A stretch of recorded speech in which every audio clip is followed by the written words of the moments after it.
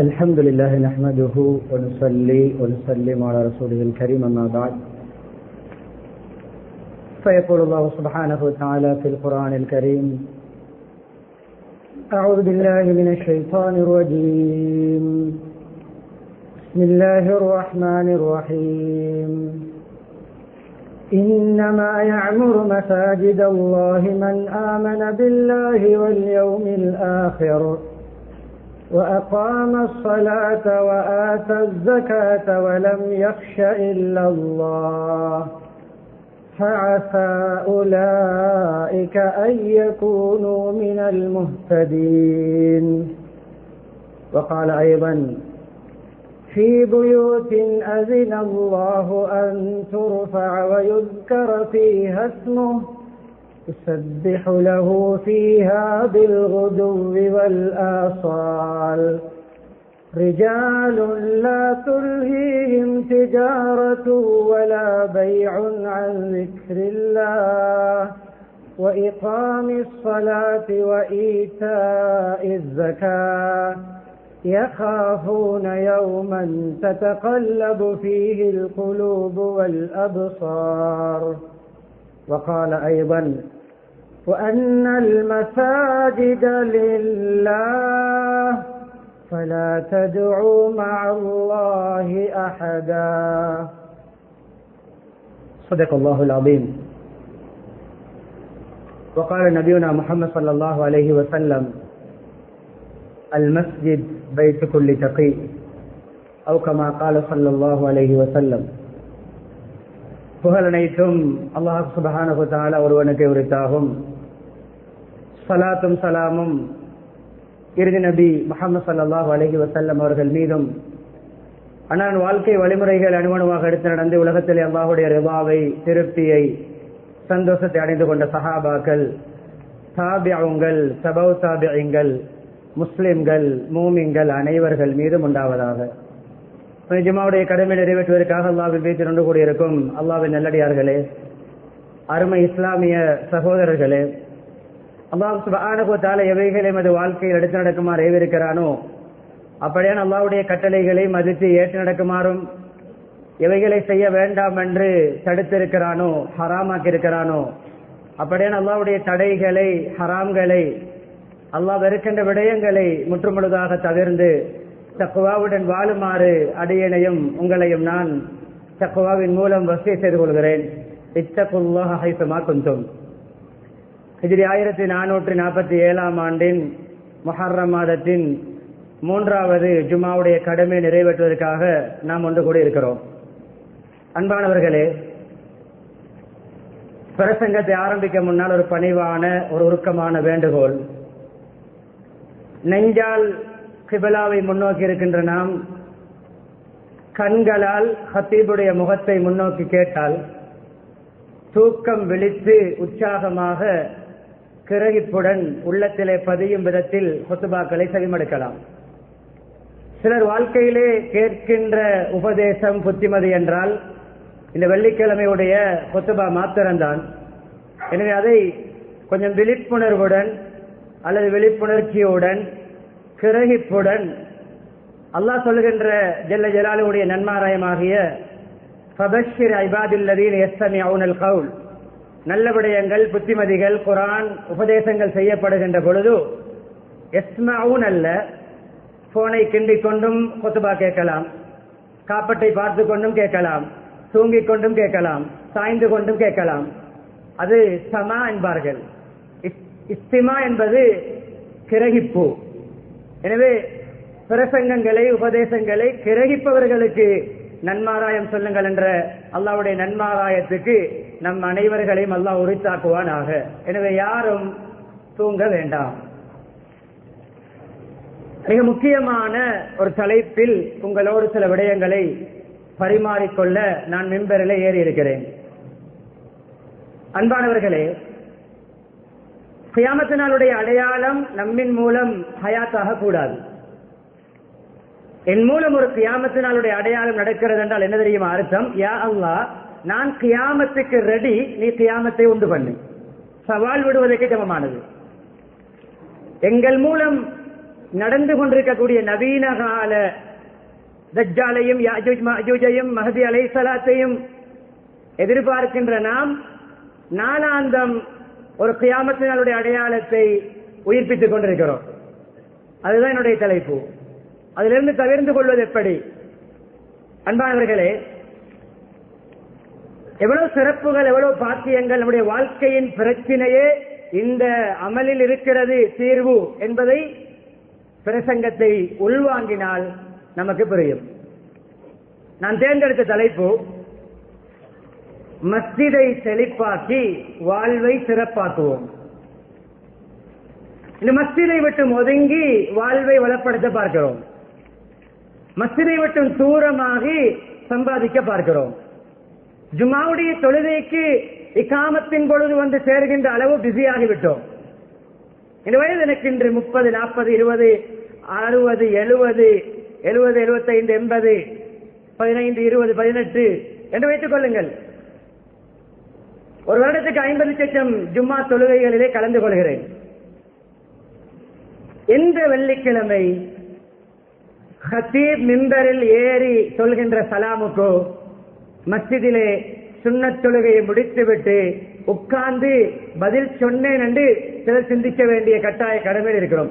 சிலர் வாழ்க்கையில் அப்படிப்பட்ட ஒரு வெள்ளிக்கிழமை அடையாமல் கபருக்கு போய்விட்டார்கள். அன்பானவர்களே, மஸ்ஜிதை செழிப்பாக்குகின்ற விடயம் 2 வகைப்படும். ஒன்று, 3 சொல்லலாம். நிர்வாக ரீதியாக மஸ்ஜிதுடைய அட்மினிஸ்ட்ரேஷன், மஸ்ஜிதுடைய பராமரிப்பு நிர்வாக கடமை. அது தனி தலைப்புகளில் பேசப்படுகின்ற விடயம். அதுவல்ல என்னுடைய தலைப்பு. 2வது பகுதி தஅமீர் அல் மஸ்ஜித் அல் ஹிஸ்ஸி, புலன்களுக்கு தென்படுகின்ற செழிப்பு. அதுவும் என்னுடைய பிரதான தலைப்பு அல்ல. என்றாலும் அதோடு சம்பந்தப்பட்ட 1-2 உதாரணங்களை முதன்மையில் சொல்கிறேன். தமீமுத்தாரி ரலியல்லாஹு அன்ஹு அவர்கள் ஹிஜ்ரி 9ஆம் ஆண்டு மஸ்ஜிது நபவிக்கு ஒரு விளக்கு வைக்கிறார்கள், ஒளியூட்டுகிறார்கள். அதுவரைக்கும் மகரிபுடைய, இஷாவுடைய, ஃபஜ்ருடைய தொழுகைகள் இருட்டில் தான் நடக்கும். பூர்ண சந்திரனுடைய நாட்களிலே வெளிச்சமாக இருக்கும். முஹம்மது ஸல்லல்லாஹு அலைஹி வஸல்லம் அவர்கள் திடீரென்று பார்க்கிறார்கள், மஸ்ஜிதிலே விளக்கேற்றப்பட்டிருக்கிறது. அவர்கள் ஏதோ ஒரு வெளிநாட்டு பயணம் போனார்கள். அங்குள்ள ஒரு விடயத்தை கண்டு என்னுடைய மஸ்ஜிதுக்கும் இதை நான் ஏற்படுத்த நல்லமே என்று ஒரு லேம்பை, ஒரு விளக்கை ஏற்றி ஒளியூட்டினார்கள். இது ஒரு வகையான மஸ்ஜிதை செழிப்பாக்குகின்ற ஒரு பணி. முஹம்மது ஸல்லல்லாஹு அலைஹி வஸல்லம் துஆவை பாருங்கள். யார் வைத்ததுன்னு கேட்டார்கள். தமீமுத்தாரி ரலியல்லாஹு அன்ஹு. தமீமுத்தாரி எல்லாம் கூப்பிட்டு சொன்னார்கள், அழகான துஆ, நவ்வர்தல் இஸ்லாம் வ நவ்வரக அல்லாஹு ஃபித் துன்யா வல் ஆখিরা. மஸ்ஜிதை ஒளியூட்டினீர்கள் என்று சொல்லவில்லை, மஸ்ஜிதுக்கு விளக்கேற்றினீர்கள் என்று சொல்லவில்லை. சொன்னார்கள் நவ்வர்தல் இஸ்லாம், இஸ்லாத்துக்கே ஒளியூட்டி விட்டீர்கள். இம்மையிலும் மறுமையிலும் அல்லாஹ் உங்களை ஒளிமயமாக்குவானாக. ஒரு கருத்த நிற பெண்மணி, பெண்ணுடைய பெயரே பிரபலியம் இல்லாத நிகழ்வுகள் தான் கிதாபு எழுதப்பட்டிருக்கின்றன. பிரபலியமற்ற ஒரு பெண்மணி, கருப்பு நிற பெண்மணி என்பதுதான் அடையாளம். அல்லது ஆண் என்று வந்திருக்கிறது. அவ் இம்ரஅன் அஸ்வத், அபூ ஹுரைரா அறிவிக்கிறார்கள். அவருடைய வேலை நாளாந்த மஸ்ஜிதுக்கு வந்து கிளீன் பண்ணுவது. எந்த உலக ஆதாயங்களை மேற்பார்க்காமல் மஸ்ஜிதை கிளீன் பண்ணுவது, மஸ்ஜிதை சுத்தமாக வைப்பது முஅஸ்ஸினுடைய, மஸ்ஜித் ஊழியருடைய பணி மாத்திரம் அல்ல. ஒரு அழுக்கை கண்டால், ஒரு துரும்பை கண்டால், ஒரு தூசியை கண்டால் ஒவ்வொருவரும் அதை துடைப்பது, அதை சுத்தப்படுத்துவது, அதை புதைக்க வேண்டியது புதைப்பது, அகற்ற வேண்டிய அழுக்குகளை அகற்றுவது ஒவ்வொரு முஸ்லிம் மீதும் கடமை. அன்பானவர்களே, ஒரு நாள் அந்த பெண்ணை காணவில்லை. எங்கே அந்த பெண்? எங்கே அந்த மனிதர்? அரசுல நேற்று மௌத்து. பெரிய ஒரு விஐபியா, அரசியல்வாதியா, பணக்காரரா, பெரிய ஒரு செல்வாக்குள்ளவரா? இல்லை. அவருடைய பெயரே பிரபலியம் இல்லாத ஒரு சாதாரண ஒரு மனிதர். அவள் ஆதந்து மோனி அப்படி ஜனாதா செய்தி எனக்கு சொல்ல தெரியாதா? எனக்கு ஜனாதா செய்தியை சொல்லவில்லை. யாருடைய ஜனாதா? மஸ்ஜிதை கிளீன் பண்ணுகின்ற ஒரு சுத்திகரிப்பு பணியாளருடைய ஜனாதா. காட்டுங்கள் கபரை. அடக்கிவிட்டோம். ஏன் சொல்லவில்லை? யார் சொல்லவில்லை? இரவு நேரம் உங்களுக்கு ஏதாவது தீங்குகள் தொந்தரவுகள் ஏற்படும் என்று நாங்கள் அடக்கிவிட்டோம். காட்டுங்கள் கபரை. கபருக்கு போனார்கள். விடுபட்ட ஜனாதா தொழுகை கபர்களை தொழுது விட்டு சொன்னார்கள், கபரு பொதுவாக இருள் சூழ்ந்ததாக இருக்கும். கபராளிகளுக்கு கபரு பொதுவாக இருள் சூழ்ந்ததாக இருக்கும். நான் தொழுகை நடத்துவதன் மூலம் நான் எந்த மையத்துக்கு தொழுவிக்கிறேனோ அல்லது துவா செய்கிறேனோ அந்த கபரு ஒளிமயமாகும் என்றார்கள். மஸ்ஜிதை கிளீன் பண்ணியவருக்கு கபரிலே கிடைத்த பரிசு நன்மாராயம். இதை இத்தோடு நிறுத்திக் கொள்கிறேன்.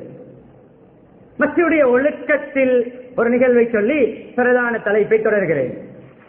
அன்பானவர்களே, இமாம் அபூ ஹனீஃபா ரஹ்மத்துல்லாஹி அலைஹி மஸ்ஜிதை மதித்த அவர்களுடைய நடைமுறையை சொல்லும் பொழுது சொல்லுகிறார்கள், அன்பானவர்களை அவர்களும் சொல்கிறார்கள், மாணவர்களும் சொல்கிறார்கள், பல்லாண்டு காலமாக மஸ்ஜிதுக்குள் சுவரிலோ தூணிலோ சாய்ந்து உட்கார மாட்டார்களாம்.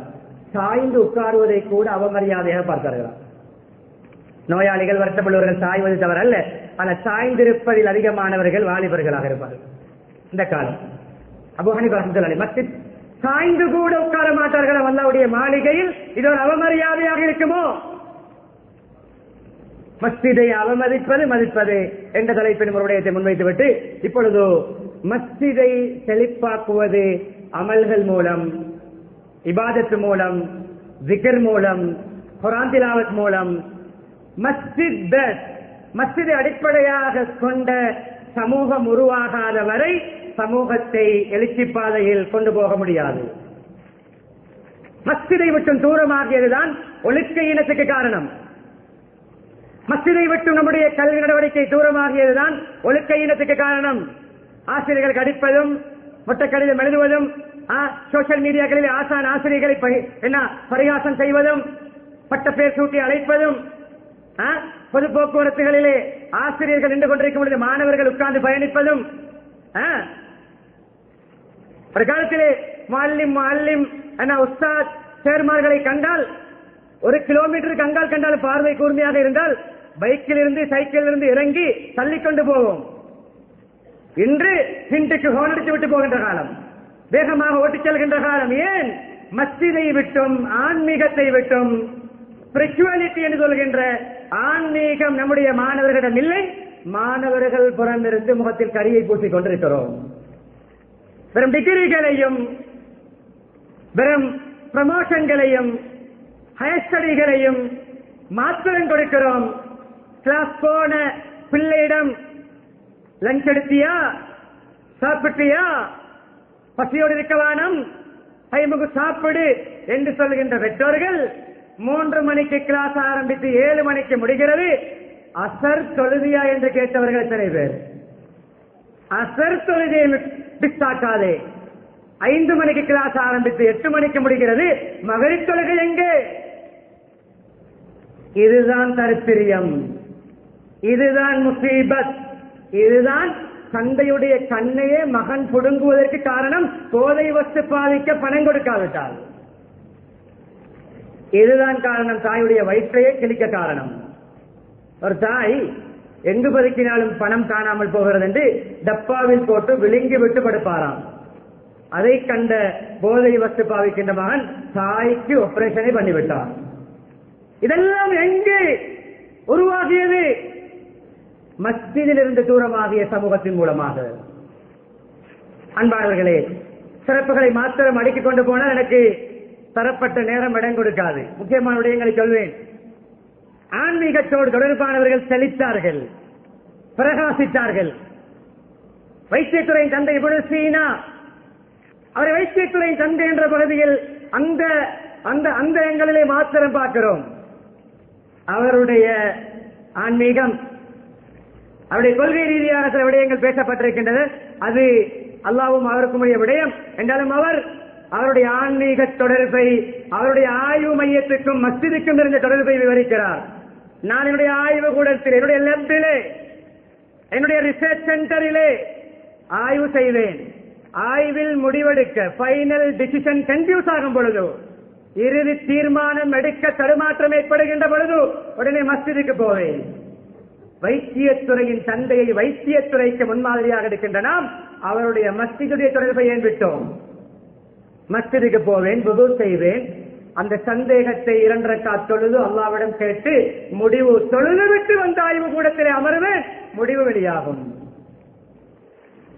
ஆன்மீகம், மஸ்ஜித் அதற்குரிய ஆணிவேர்.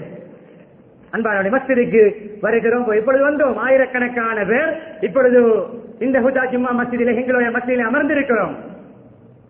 எத்தனை பேர் மஸ்ஜிதுக்குள் வரும் பொழுது வலது காலை எடுத்து உள்ளே வைத்து வந்தோம்? எத்தனையோ துவாக்கள் வந்திருக்கின்றன, ஒரு துவாவையாவது ஓதினோமா? போர்டில் போடப்பட்டிருக்கிறது, அதை அண்ணாந்து பார்த்தோமா? போனை கிண்டிக் கொண்டு வருவோம், யாருடனாவது பேசிக் கொண்டு வருவோம், எந்த கால் எடுத்து வைத்தால் என்னவென்று வருவோம். அன்பானவர்களே, மேடையில் ஏறும் பொழுது முறையாக ஏறுகிறோம், நடனம் ஆடும் பொழுது முறையாக ஆடுகிறோம், கான்சர்ட்டிலே பிள்ளைகளை அதை கண்டு தயாரித்து அழகாக ஆட வைக்கிறோம், நடனம் ஆட வைக்கிறோம். பாவங்கள், இஸ்லாத்துக்கு புறம்பான விடயங்களை பெர்ஃபெக்டாக செய்கிறோம்.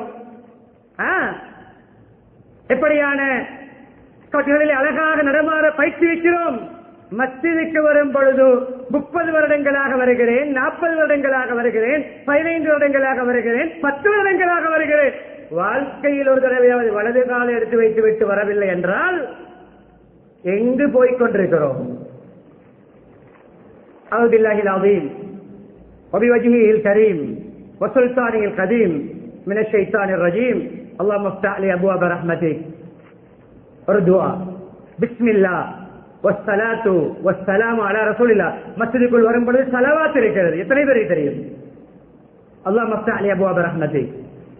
வெளியாகும் பொழுது அல்லாஹ் யஸ்அலுக மின் ஃபضلிக், அல்லாஹ் யஸ்அலுக மின் ஃபضلிக வ ரஹ்மதிக், அல்லாஹும்ம ஆஸிம்னி மினஷ் ஷைத்தான். இந்த துஆவோடு வெளியே போகின்ற பொழுது ஷைத்தான் சொல்வானாம், ஹஸில மின்னி ஸாயிரல் யௌம், இன்றைய தினம் முழுக்க என்னை விட்டும் அவனுக்கு ப்ரொடெக்ஷன் கிடைத்து விட்டது, என்னை விட்டும் அவனுக்கு என்னுடைய ஊசலாட்டங்களை விட்டு பாதுகாப்பு பெற்று விட்டான் என்று ஷைத்தானை கட்டவுத்தர கொடுத்து விட்டு எஸ்கேப் ஆகுவான். ஒரு துஆ ஷைத்தானியத்தான பாவங்களை விட்டு நம்மை பாதுகாக்கும். அன்பானவர்களே, வந்தவுடன் தஹியத்துல் மஸ்ஜித் என்ற தொழுகை இருக்கிறது தெரியுமா? மஸ்ஜிதுக்கான காணிக்கை எந்த நேரத்தில் வந்தாலும் தெளிவாக விளங்கிக் கொள்ளுங்கள். காரணம் முந்திய தொழுகைகளில் சேர்க்கப்படுகிறது. அசருக்கு பின்னால் வந்தாலும் காரணம் பின்னால், இதற்கு பின்னால் காரணம் இருக்கின்ற தொழுகைகள். அசருக்கு பின்னால் அசர் தொழுதவர் சூரியன் என்ன மறையும் வரைக்கும், மகரிபாகம் வரைக்கும் தொழக்கூடாது. ஆனால் தஹியத்துல் மஸ்ஜித் தொழுவது என்பது அஸ்ஸபபுல் முத்தகத்திம், ஏற்கனவே மஸ்ஜிதுக்கு வந்த செயல் முடிந்து விட்டது. அசருக்கு பின்னாலும் தஹியத்துல் மஸ்ஜித் தொழ வேண்டும். யாருக்கு தெரியும் எத்தனை பேர் தொழுகிறோம்? மஸ்ஜிதின் காணிக்கை அப்படிப்பட்ட அல்லாஹ்வுடைய மாளிகை தான் மஸ்ஜித். வந்தலண்டக சொல்லாமல் போகக்கூடாது. ஒரு உது செய்தார், அப்படி உட்கார்ந்து இருந்தார், அதான் சொல்லும் பொழுது வெளியே போக பேசிக் கொண்டிருக்க, அரட்டை அடிக்க மஸ்ஜிதுடைய எல்லைக்கு வருவது, மஸ்ஜிதுடைய பேனை போட்டு அரட்டை அடித்துக் கொண்டிருப்பார்கள். அதான் சொல்லும் பொழுது எஸ்கேப் ஆகுவார்கள். அன்பானவர்களே, அதானை கேட்டு எஸ்கேப் ஆகின்றவர் யார் என்று தெரியும் தானே? மன்னித்துக் கொள்ளுங்கள். அதானை கண்டு அதானுடைய சத்தம் கேட்காத எல்லை வரைக்கும் ஓடுவான் யார் என்று தெரியும் தானே? யார்? இப்லீஸ், ஷைத்தான். இப்ப நாம் அவனை போன்று ஓடக்கூடாது. அதான் சொல்லும் பொழுது ஓடினால் அவனுடைய கட்சி அல்லவா, அவனுடைய சிஷியர் அல்லவா? எனவே அபூ ஹுரைரா அவனை பின்னால் சேர்ந்து போய், ஏய் எங்க போறாய்? அவர் மழுப்பினார்.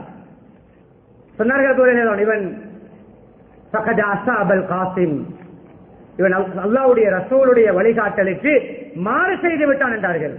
அதான் வரைக்கும் பேசிக் கொண்டிருந்து விட்டு அரட்டடித்து விட்டு மஸ்ஜிதுடைய பாத்ரூமை பாய்ப்பது, மஸ்ஜிதுடைய கூலரிலே தண்ணீர் குடிப்பது, மஸ்ஜிதிலே சாய்ந்திருப்பது, இவருக்கு பின்னால் சைடுக்காக வந்து சாய்ந்திருப்பது, அசல் அதானுடன் வெளியே போவது இல்லையா? நம்ம இப்படிப்பட்ட சீடேரிகள். அபூ ஹுரைரா அல்லாஹ்வுக்கு ரசூலுக்கும் மாற்றம் செய்தவன் இவன். மஸ்ஜிதுக்கு வந்தால் 2 ரக்காத் தொழ வேண்டும், குறைந்து 5 திக்ராவது செய்ய வேண்டும், யாத்திகா அப்படி நியத்தில் அமர வேண்டும். 5 நிமிடமா, 50 நிமிடமா, 10 நிமிடமா யாத்திகா அப்படி நன்மை கிடைக்கும். யாத்திகாப் இருப்பவர் நோம்பில இறுதிப்பத்தில் இருப்பது குறிப்பிட்ட கால விசேட யாத்திகாப். நாளாந்த ஒரு 3 நிமிடம் உள்ளே இருந்தாலும் யாத்திகாவுடைய நியத்தோடு இருந்தால் நம்முடைய உறுப்புகளை நரகத்திலிருந்து விடுதலை செய்வதற்கு ஈடான நன்மைகள் கிடைக்கும். பாவங்களை விட்டும் உறுப்புகளை அல்லாஹ்வுக்கு படைக்கின்ற அமல் தான் யாத்திகாப். மஸ்ஜிதுக்கு வந்தால் நவைத்துல் யாத்திகாப் ஃபீ ஹாதல் மஸ்ஜித் லில்லாஹி தஆலா, வார்த்தையில் மொழியாவிட்டாலும் உள்ளத்தால் நான் இருக்கின்ற நேரம் வரைக்கும் அல்லாஹ்வுக்காக, இபாதத்துக்காக, திலாவத்துக்காக, zikruக்காக, உள்ளச்சத்துக்காக, அழுகைக்காக யாத்திகாப் இருக்கின்ற நியத் வாழ்க்கையிலே யாத்திகாப் நியத்தோடு மஸ்ஜிதுக்குள் இருந்திருக்கிறோமா? அடுத்த கண்ணியமானவர்களே, எவர் ஒருவர் சிறப்பை பாருங்கள், ஒரு எண்ணம், ஒரு நியத், சிறப்பை பாருங்கள். மன் கதா இல் மஸ்ஜித் அவ் ராஹ இல்லா லியதஅல்லம கைரன் அவ் யுஅல்லிமஹு, வருகிறார், தொழுகை நடக்கும், அவர் அது நடக்கும், ஒரு நல்ல விடயத்தை நான் கற்றுக்கொள்வேன், நல்ல விடயத்தை கற்றுக்கொள்வேன், எனக்கு தெரியாதவருடையதை கற்றுக்கொள்வேன், எனக்கு தெரிந்தவருடையதை யாருக்காவது கற்றுக் கொடுப்பேன் என்ற நியத்தோடு எண்ணத்தோடு யார் வருவாரோ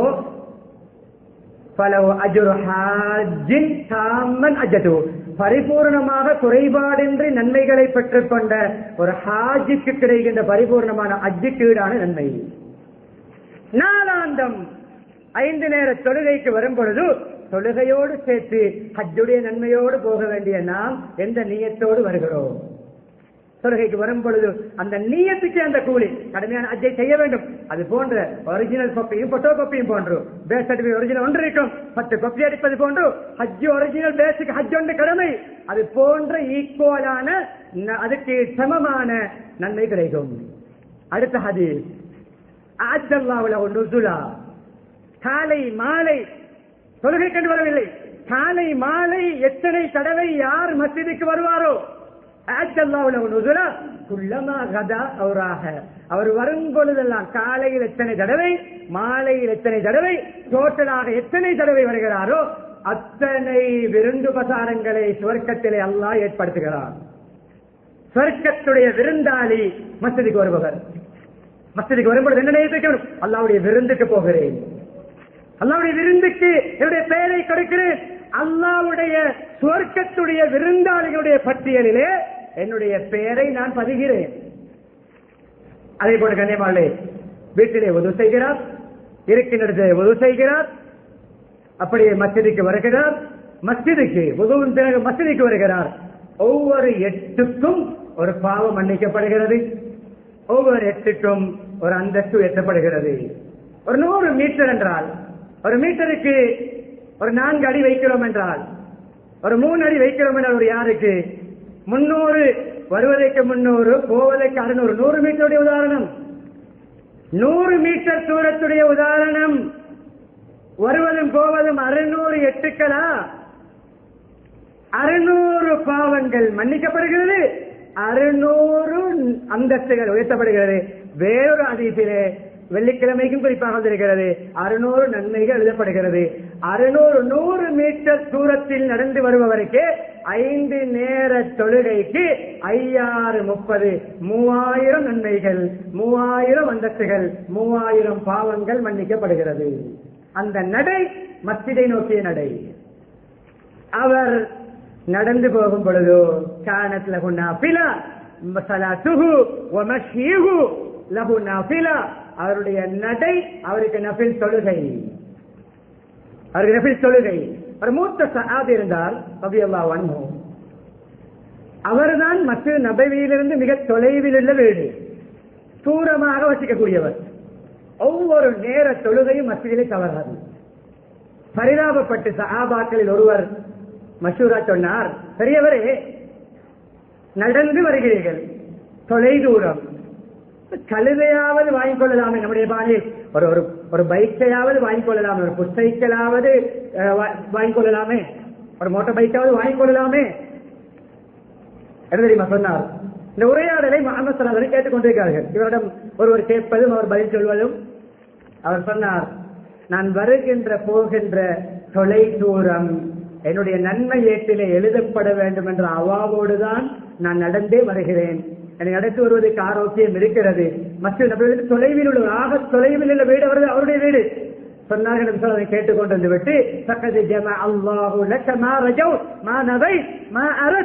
நீங்கள் நாடியது போன்று வருவதும் போவதுமான தூரத்துடைய எட்டுக்களுடைய நன்மைகளை அல்லாஹ் உங்களுடைய ஏற்றில் பதிந்து விட்டான். பனு சலமா கோத்திரத்தார்கள், அந்த ஃபேமிலி சிறு குடும்பங்கள், ஒரு கோத்திரம். அவர்கள் அப்படியே அந்த கோத்திரத்தார்கள் கொஞ்சம் மஸ்ஜிதுக்கு பக்கத்தில் காணி வாங்கி வீடு அமைத்து குடியேறினால் நல்ல என்று பேசிக் கொள்கிறார்கள். முஹம்மது ஸல்லல்லாஹு அலைஹி வஸல்லம் கேள்விப்படுகிறது. கூப்பிட்டார்கள் குடும்ப தலைவரை, கோத்திர தலைவர். என்ன கேள்விப்பட்ட விடயம்? மஸ்ஜிதுக்கு பக்கத்திலே குடியேற விரும்புகிறீர்களாம்? நல்லதான், அடிக்கடி மஸ்ஜிது நேரங்களை கழிக்கலாம், அவசரமா மஸ்ஜிதுக்கு போகலாம் என்ற கருத்திலே சொன்னார்கள். யார் சொல்ல விரும்புகிறோம்? கண்ணியமானவர்கள் சொன்னார்கள், தியாருக்கும் சுத்தபுவாசாருக்கும், உடைய வீடுகள் மஸ்ஜிதை விட்டும் எவ்வளவு தொலைவில் தூரத்தில் இருக்குமோ உங்களுடைய எட்டுக்கள் எல்லாம் பதியப்படும். உங்களுடைய எட்டுக்கள் எல்லாம் அல்லாஹ் நன்மையத்திலே பதிவான். வேண்டாம் என்று வெளிப்படையாக தடுக்கவில்லை, அவர்களுடைய சுய விருப்பம். நபியர்கள் மஷூராவாக சொன்னார்கள், அந்த தூரத்திலிருந்து நடந்து வரும் பொழுது உங்களுடைய எட்டுக்களுக்கு கிடைக்கின்ற நன்மைகள் எழுதப்படுவதை நீங்கள் விரும்பினால் தவிர்ப்பது நல்லமென்ற பாணியிலே சொன்னார்கள். அவர்கள் இருக்கின்ற இடத்திலே வசித்தார்கள். அந்த தொலை தூரம் என்னுடைய அமல்களில் ஏட்டுகளில் ஏடுகளில் எழுதப்பட வேண்டும் என்று அவர்கள் அதை மனமாற ஏற்றுக்கொண்டார்கள். மஸ்ஜித் பைத்துக்குள்ளி கத்தி ஆரம்பத்தில் குர்ஆன் வசனங்களை ஓதினேன். இன்னமயாமுரு மசாஜித் அல்லாஹ், மஸ்ஜிதை செழிப்பாக்கக்கூடியவர் மன்னாமனபில் ஈமான்தாரி. மஸ்ஜிதை செழிப்பாக்குவார்கள் ஈமான்தாரிகள் தான். இன்னமா மஸ்ஜிதை செழிப்பாக்குகின்றவர்கள் என்றால் அவர்கள் ஈமான்தாரிகள் தான். எனவே மஸ்ஜிதுக்குள் இருப்பதற்கு இன்பம் இல்லையா, லைஃப் இல்லையா, இன்ட்ரெஸ்ட் இல்லையா? மஸ்ஜிதுக்குள் இருப்பது போரிங்கா? என்னுடைய ஈமானை பற்றி நான் பயப்பட வேண்டும். என்னுடைய ஈமான் பயங்கரம். மஸ்ஜிதில் இருப்பது நிம்மதியா, சந்தோஷமா, இன்பமா? மஸ்ஜிதுக்குள் இருப்பது எனக்கு ஒரு நல்ல ராஹத்தா? முஹம்மது ஸல்லல்லாஹு அலைஹி வஸல்லம் அவர்கள் சொல்கிறார்கள், அல்லாஹ் ஏற்கனவே சொல்லிவிட்டான், மன் ஆமன பில்லாஹ், ஈமானுடைய அடையாளம், இதா ரஅய்துமுர் ரஜுல் யஅதாதுல் மஸ்ஜித் ஃபஷ்ஹது லஹு பில் ஈமான்.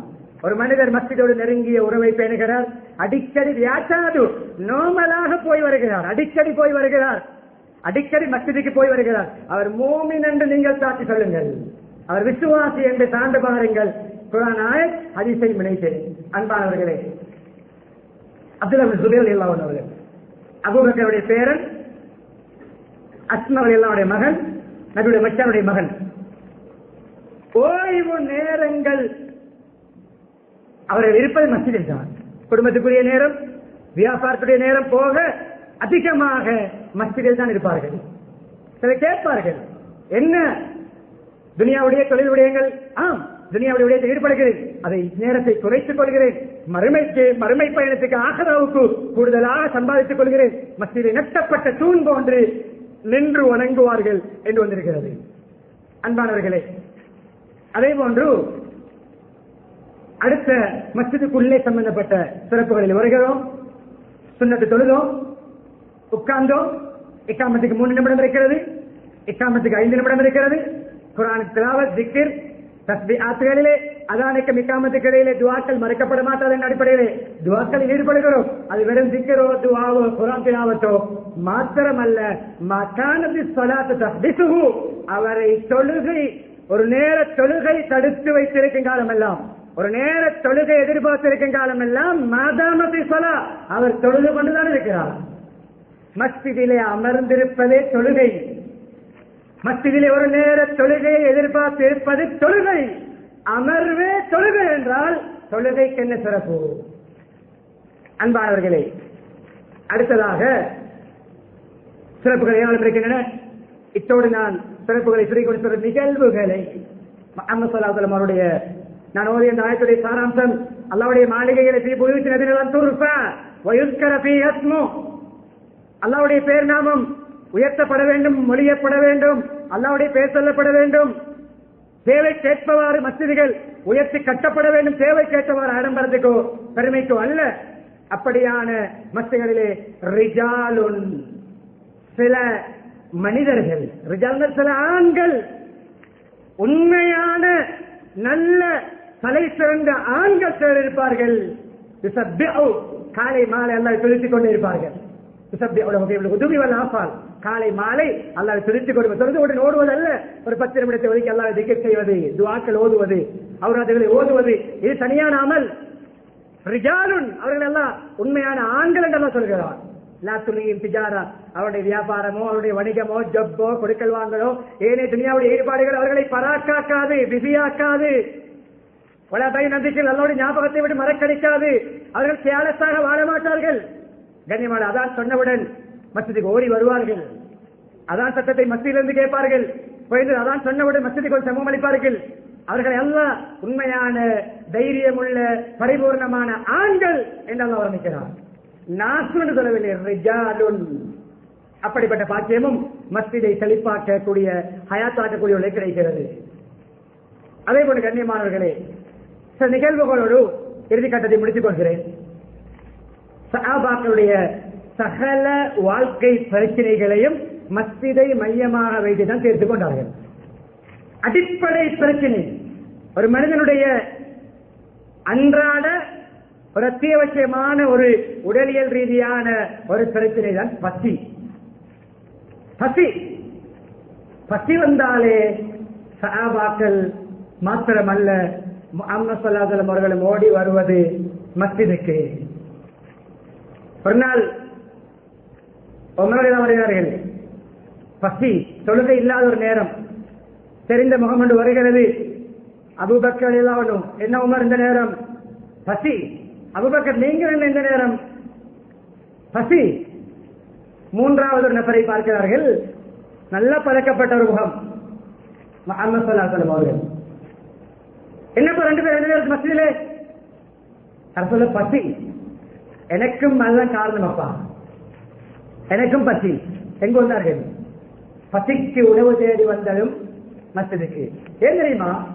அல்லாஹ்வுடைய ரிஸ்கை எதிர்பார்த்து அறுவடையில முதலாவது திராட்சை கொலை, இட்ட கனிகளுடைய கொலை, அறுவடையுடைய முதல் அறுவடை சஹாபாக்கள் முதலாவது கொண்டு வந்து மஸ்ஜிதிலே கொள்ளுவார்கள்.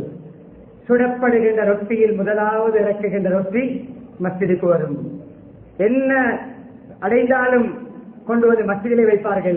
அங்கு பின்னை தோழர்கள் தங்கி, வறுமை கோட்டிலே வாழ்கின்ற மாணவர்கள் தங்கி படித்துக் கொண்டிருக்கிறார்கள். அபூ ஹுரைரா ரலியல்லாஹு உட்பட பசியாத்திர வேளை மயங்கி விடுவார்கள்.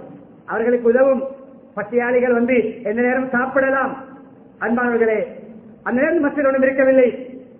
நெருங்கிய உற்றோர் நண்பர் அன்சாரி சஹாபியுடைய வீட்டுக்கு அழைக்கப்படுகிறார்கள், போகிறார்கள். போனவுடன் அவர் வீட்டில் இல்லை. வீட்டார்களா வரவேற்று அமர வைக்கிறார்கள். சற்று நேரத்தில் ஓடி வருகிறார். ஓடி வந்தவுடன் முதலாவது போய் ஆட்டை அரைக்கிறார், கறி சமைக்கிறார், தொட்டி சாப்பிட கொடுக்கிறார். அன்பானவர்களே, சாப்பிட்டு விடும் அனுசராசனார்கள் அபூபக்கர் உமர் ரலியல்லாஹு அன்ஹு பார்த்து, இந்த பசியான நேரத்தில் நமக்கு அல்லாஹ் தந்த ரிஸ்கை பற்றியும் நியாமத்தை பற்றியும் அல்லாஹ் நிச்சயம் நம்மிடம் கேட்பான். சும்மல துஸ்அலுன யௌமைஇன் அனின் நஈம் என்ற அல்ஹாக்குமுத் தகாசுருடைய ஆயத்தை ஓதி காட்டினார்கள் என்ற சம்பவம் வருகிறது. அபூ தல்ஹா ரலியல்லாஹு அன்ஹு அவர்கள் உம்மு சுலைம் ரலியல்லாஹு அன்ஹாவுடைய கணவர் ஒரு தடவை மனைவியிடம் சொல்கிறார்கள், முஹம்மது ஸல்லல்லாஹு அலைஹி வஸல்லம் அவர்களை சந்தித்து பேசிவிட்டு வந்து நபி அவர்களுடைய குரலிலே ஒரு பலகீனம் தென்படுகிறது, பசியின் அகோரம். நபி அவர்கள் மஸ்ஜிதிலே பசியோடு இருக்கிறார்கள். என்ன என்ன சமைத்திருக்கிற அவசரமா போட்டு கட்டிச்சா? அவர்கள் ஒரு தாழ்வையிலே ஒரு புடவையிலே சாப்பாடை கட்டி கொடுத்தார்கள். அனஸ் ரலியல்லாஹு அன்ஹு மகன் கொண்டு போனார். என்ன அபூ தல்ஹா அனுப்பினாரா? ஆம். அப்படியா? நபியோடைய மோஜித் அற்புதத்தை வெளிப்படுத்தினார்கள். எல்லா சஹாபாக்கள் பசியோடு இருந்தவர்கள் எல்லாம் மஸ்ஜிதில் இருந்த பசியாளிகளை எல்லாம் கூட்டிக் கொண்டு விருந்துக்கு போனார்கள். அப்படியே சட்டை இறக்க வேண்டாம், ரொட்டி தட்டை இறக்க வேண்டாம். அப்படியே நபியோடைய கையால் சாப்பாடு அப்படி பகிர்ந்தார்கள். அப்படியே எல்லோருக்கும் விநியோகித்தார்கள். 70 லட்சம் சஹாபாக்கள் பசியாளிகள் மஸ்ஜிதிலிருந்து அந்த வீட்டை விருந்தாளியாக கலந்து கொண்டார்கள். அன்பான பசிக்கு ஓடி வந்ததும் மஸ்ஜிது தான். தீர்வு கிடைத்தது, ரிஸ்க் கிடைத்தது. அதே போல கனிமொழி அபூ உமாமா ரலியல்லாஹு அன்ஹு அவர்கள் கவலை, டென்ஷன், ஏதோ ஒரு என்ன குமுறல், அழுது கொண்டு துவாவில் இருக்கிறார். தொழுகை இல்லாத ஒரு இமாம் ஜமாத் இல்லாத ஏனைய நேரம் கேட்டார்கள், அபூ உமாமா மாலி அராக கைபன், என்னப்பா முகம் பாடிய நிலைமையிலே ஒரு கவலை தோய்ந்தவராக உன்னை காண்கிறேன். என்ன நேரம்? இந்த நேரத்தில் என்ன கவலையும் கண்ணீருமாக அமர்ந்திருக்கிறேன்? சில கடன் தொல்லைகளும் சில மனக்கவலைகளும் அங்குதான் அந்த 8 விடயங்களை விட்டு பாதுகாப்பான கடன் தொல்லை, கவலை, துக்கம், கஞ்சத்தனம், கோழைத்தனம், இயலாமை, அதே போன்று மக்களுடைய சர்வாதிகாரம், இப்படியான விடயங்களை விட்டு பாதுகாப்பு தேடுகின்ற துவாவை நம்பிக்கையோடு ஓதி வா, முயற்சியும் செய். முயற்சிச்சேன், ஓதினேன், கடன் தீர்ந்தது. கடனாளியா ஓடி ஒளியவில்லை, எஸ்கேப் ஆகவில்லை. மத்தியிலே வந்தால்தான் ஏமாற்றி விட்டு வெளிநாடு போய் செட்டில் ஆகவில்லை. யூரோப்பிலும் துபாயிலும் சிங்கப்பூரிலும் போய் ஊர் முழுக்க பொண்ணு போட்டு விட்டு போய் ஒளியவில்லை. அல்லாஹ்வுடைய மாளிகையிலே ஊரில் இருந்து கொண்டு கடனை நிறைவேற்றினார். அதே போல கனிமாலை பாத்திமாவோட வீட்டுக்கு நபி வருகிறார்கள். மருமகன் அலி இல்லை. எங்கே அலி? என்னோட சிறிய மனஸ்தாபம், வீட்டில இருந்து கொஞ்சம் மனஸ்தாபப்பட்டு போய்விட்டார். வீட்டில் ஒரு பிரச்சனையா, சின்ன பிரச்சனை, என்னவென்று நபியவர்களை கேட்கவில்லை. உடனே மஸ்ஜிதுக்கு தேடி போனார்கள் மருமகனை. ஒரு வகையிலே தம்பி முறை, பெரியப்பாவுடைய மகன், மருமகன், மகளோடு சின்ன மனஸ்தாபம், மனிதன் தானே. எங்கு போனார்கள்? மனைவியோடு பிரச்சனைப்பட்டு உமா வீட்டுக்கு ஓடி போய் மனைவியுடைய பலாயை கழுவுவது அல்ல, தாத்தா வீட்டுக்கு ஓடி போய் மனைவியுடைய குறையை பேசுவது அல்ல, அல்ல யாருக்காவது தோலெடுத்து மனைவியுடைய குறைகளை அங்கே கழுகி ஊற்றுவது அல்ல, அல்லாவிடம் போய் முறையிடுவது. இந்த பிரச்சனையை சேர்த்துட்டா மண்ணிலை தூக்கி கொண்டு மண்ணை தடவி தட்டி எழுப்பி மகளுடைய வீட்டிலே கொண்டு வந்து விட்டு போகிறார்கள். என்ன பிரச்சனை என்று மாமா கூட, மகளுடன் தந்தை கூட கிண்டவில்லை, துருவவில்லை, ஆராயவில்லை என்ற சம்பவம் வந்திருக்கிறது. கண்ணியமாளே, குடும்ப பிரச்சனையா? ஓடி வந்தது மஸ்ஜித், தீர்வு கிடைத்தது, ஒற்றுமை ஏற்பட்டது, குடும்பம் இணைந்தது. நோயா? ஓடி வந்தது மஸ்ஜிதுக்கு. அபூ ஹுரைரா ரலியல்லாஹு அவர்கள், தம்பிக்கு வயிற்று வலி, தாங்க முடியாத வலி, ஓடி வந்தது நபி அவர்களிடம், மஸ்ஜிதிடம் நிவாரணம் தேடி தேனை கொடுக்க சொன்னார்கள். தேனை புகட்டினார்கள். அவருக்கு சுபமாகவில்லை. சொன்னார்கள் நபி அவர்கள், அல்லாஹ் சொல்வது உண்மை, தேனிலே நிவாரணம் இருக்கிறது, ஆனால் உங்களுடைய தம்பியுடைய வயிறு அதை பொய்ப்பிக்கிறது, மீண்டும் கொடுங்கள். 2-3 தடவைகள் நம்பிக்கையோடு கொடுக்கும் பொழுது வயிற்று வலி சுகமாகியது. மத்தியிலே நோய்க்கு மருந்து இருந்தது, குடும்ப பிரச்சனைக்கு தீர்வு இருந்தது. வீட்டில் இருக்காங்க 2 பேருக்கு வாய்த்தக்கம், காலி தகராறு, குடும்ப பிரச்சனை, வெளியே வருகிறார்கள், 2 பேரும் வழக்காடுகிறார்கள். கண்ணியமான நபியவர்களை நீதிபதியாக நடுவராக நியமிக்கிறார்கள். வாதியும் பிரதிவாதியும் தன்னுடைய வழக்கை தொடர்ந்தது மஸ்ஜிதுடைய நிர்வாகத்திடம், மஸ்ஜிதுடைய தலைவரிடம். நம்முடைய இஸ்லாமிய பிரச்சனைகள் பிரபலத்தவர்களுக்கு போக முன்னால் மஸ்ஜிதிலே அது தீர்க்கப்பட வேண்டும். எல்லா துறைகளும் மஸ்ஜிதை மையப்படுத்தி அமைய வேண்டும் என்பதற்குத்தான் இந்த தலைப்பை நான் தேர்ந்தெடுத்தேன். எனவே ஓய்வு நேரங்கள் என்ன விடயம், பள்ளிக்கு போகிறோம், வரும்பொழுது மஸ்ஜிதில் துஹா தொழுதுவிட்டு கடைக்கு போவோம். பாடசாலை வருகிறோம், மஸ்ஜிதிலே வந்து 4 ரக்காத் 2 ரக்காத் ஸலாத்துல் ஆஜா துஆவை தொழுதுவிட்டு பாடசாலைக்கு போவோம். ஆசிரியர்களோ மாணவர்களோ மஸ்ஜிதோடு பாடசாலையோடு இருக்கின்ற பள்ளி அதே போன்று மஸ்ஜிதில் தொழுதுவிட்டு அந்த கற்கை நெறிகளை ஆரம்பிக்கின்ற பொழுது அதில் செழிப்பேற்படும். கடை திறக்கும் பொழுது மஸ்ஜிதிலே வந்து முதலாவது பயணத்தை மஸ்ஜிதுக்கு காலடி தட்டி வைக்கிறாரோ மலக்கு கொடி பிடித்து வர வைக்கிறார். மலக்கு கொடி பிடித்து வர வைக்கிறார். அப்துல்லா இப்னு மஸ்ஊத் ரலியல்லாஹு அன்ஹு அறிவிக்கிறார்கள், அவர்கள் அதை செயல்படுத்தினார்கள். அதிகமாக மஸ்ஜிதுக்கு நேரம் கொடுத்தார்கள். யார் முதலாவது நடையை மஸ்ஜித் அல்லாத வேறு இடங்களுக்கு, சந்தை, இது போன்ற இடங்களுக்கு நடக்காரோ ஷைத்தான் அவரை கொடி பிடித்து வர வைக்கிறான். ஷைத்தானின் கொடியோடு கடைக்கு, தொழிற்சாலைக்கு, ஆபீஸுக்கு, ஏனைய கர்மங்களுக்கு போகிறார் என்பது ஹதீஸ். எனவே ஈமானிய கொடி மலக்குடைய கொடியிலே பிரதமதி போன்று வரவேற்கப்பட வேண்டுமா? நாளை மஸ்ஜிதில் நுழைவதன் மூலம் ஆரம்பிப்போம். அதே போல் நபி அவர்கள் ஸல்லல்லாஹு அலைஹி வஸல்லம் நீண்ட பிரயாணங்கள் போனால் முதலாவது வந்து மஸ்ஜிதுக்கு வந்து தொழுதுவிட்டு அல்லாஹ்வுடைய கடமை நிறைவேற்றிவிட்டு 2வது அன்பு மகள் பாத்திமா ரலியல்லாஹு அன்ஹாவை சந்திக்க போவார்கள் என்பது, 3வது தன்னுடைய மனைவியுடைய வீட்டுக்கு போவார்கள் என்பது வரலாறு. எனவே கண்ணியமானவர்களே, மஸ்ஜிதுடைய தொடர்பை பேணுவோம், சீராக்குவோம். மஸ்ஜிதை செழிப்பாக்குவதன் மூலம் நம்முடைய வாழ்வை சிறப்பாக்குவோம் என்ற தலைப்பிலே சில முக்கியமான 100ல் பெரும்பாலும் ஒரு 10% இருக்கின்ற தகவல்களிலே 100க்கு ஒரு 10% முன்வைத்தேன். 100க்கு 100 முன்வைப்பதாக இருந்தால் செமினார்கள் நடத்தப்பட வேண்டும், பல செஷன்களாக நடத்தப்பட வேண்டும். அப்படிப்பட்ட ஒரு வாழ்க்கையை புதுப்பிப்போம். முஹர்ரமின் ஊடாக மஸ்ஜிதுகளை செழிப்பாக்குவோம். எந்த அளவு செழிப்பாக்குவோம்? மஸ்ஜிதிலே சுஜூதிலே இன்ஷா அல்லாஹ் மௌத்தாகுவோம் என்ற அவாவுடன் செயல்படுவோம். எல்லாம் அல்லாஹ் சுப்ஹானஹு வ தஆலா கியாமத்தினுடைய அடையாளமாகிய மஸ்ஜிதை பாலடைய வைக்கின்ற பாவத்துக்கு ஆளாகாமல் மஸ்ஜிதை செழிப்பாக்குகின்ற கூட்டத்துக்கு நம் அனைவர்களை முதன்மைப்படுத்துவானாக. யாழையுடைய பாவங்களை மன்னித்தருள்வாயாக, என்னுடைய பெற்றோருடைய பாவங்களை மன்னித்தருள்வாயாக, மனை மக்களுடைய பாவங்களை மன்னித்தருள்வாயாக, சகோதரருடைய பாவங்களை மன்னித்தருள்வாயாக, பூரா முஸ்லீம்கள் மூமின் அனைவருடைய பாவங்களை மன்னித்தருள்வாயாக. உண்மையான ஈமானை தருவாயாக, இஸ்லாமிய பண்புகளை தருவாயாக, உன்னுடைய அடையாள சின்னங்களை மதிக்கின்ற பக்குவத்தை தருவாயாக, மஸ்ஜிதை மதிக்கின்ற பக்குவத்தை தருவாயாக, அமல்கள் மூலம் செழிப்பாக்குகின்ற நிலைமைகளை ஏற்படுத்துவாயாக. உள்ளம் மஸ்ஜிதோடு லைத்து உன்னுடைய அரிசிக்கு கீழ் நிழல் பெறுகின்ற பாக்கியத்தை தருவாயாக. நாளாந்தம் உன்னுடைய விருந்தாளியாக பெயர் போடுகின்ற பாக்கியத்தை தருவாயாக. நாளாந்தம் அஜ்ஜுடைய கூலியை பெறுகின்ற பாக்கியத்தை தருவாயாக. நாளாந்தம் மஸ்ஜிதிலே அமர்ந்து நம்முடைய பிரச்சனைகளை தீர்த்துக் கொள்ளுகின்ற பக்குவத்தை தருவாயாக. ஈமாவுடன் வாழ்ந்து களிமாவுடன் மரணிக்கக்கூடிய பாக்கியத்தை நம் அனைவருக்கு நசீபாக்குவாயாக. அனில் ஹம்துலில்லாஹி ரப்பில் ஆலமீன்.